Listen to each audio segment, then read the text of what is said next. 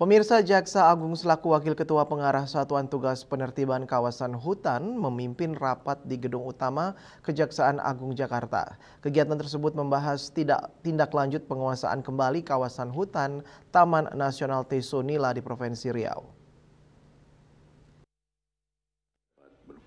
Jaksa Agung selaku Wakil Ketua Pengarah Satuan Tugas Penertiban Kawasan Hutan atau Satgas PKH memimpin rapat di Gedung Utama Kejaksaan Agung di Jakarta.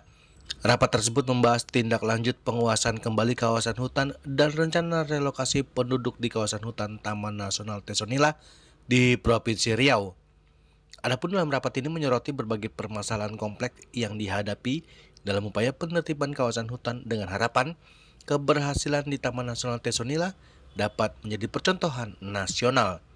Dalam sambutan pengantar, Jaksa Agung menyampaikan apresiasi atas capaian kinerja Satgas PKH yang berhasil menguasai kembali lahan kawasan hutan per tanggal 2 Juni 2025.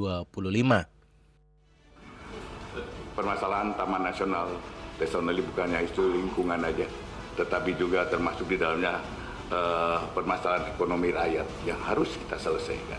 Kalau semua masalah rakyat pasti wajib kita untuk menyelesaikannya. Insya Allah mungkin dalam waktu dekat kita harus mengambil suatu kesimpulan dan langkah-langkah yang terbaik untuk kehidupan alam dan punya keseimbangan untuk kehidupan manusianya.